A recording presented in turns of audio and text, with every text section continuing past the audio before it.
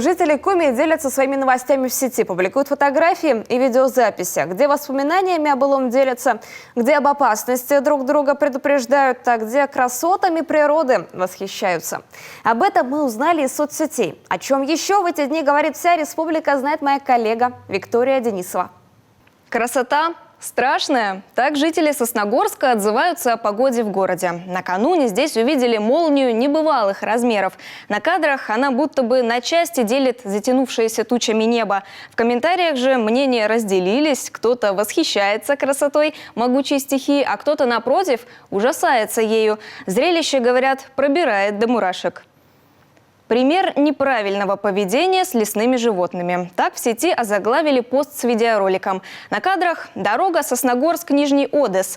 Там люди заприметили лисицу. Местные поделились с ней едой, после чего подошли к хищнице вплотную. А ведь такое незнание или же легкомыслие вполне могли обернуться трагедией. Дикие звери часто переносят опасные для человека заболевания, а потому кормить их специалисты строго-настрого запрещают. Все та же трасса на Нижний Одес послужила поводом для еще одного видеоролика. На сей раз дело в дороге. В сети пишут, что недавно здесь провели ежегодный ямочный ремонт. Вот только стало от этого хуже, говорит автор поста. Он же и отшучивается. Говорит, к нам новые ямы завезли. Добро пожаловать в Воркуту. С этих слов начинается серия мини-фильмов о заполярном городе. Их создали журналисты телеканала BBC. На несколько минут они способны перенести нас в столицу мира, как ее называют местные.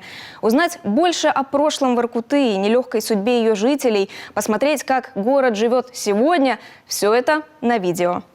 Столетний юбилей региона вот-вот наступит, а пока жители республики размещают в сети собственные поздравления. Сыктывкарские дети решили сделать это по-своему. Они сняли клип о Коми крае, поют, танцуют и даже рэп читают. Все о родной земле.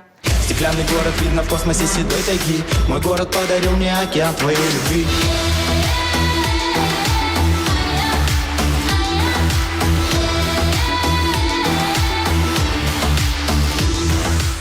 Ну а мы ждем ваших сообщений в группе телеканала Юрган ВКонтакте, чтобы поделиться ими со всей республикой.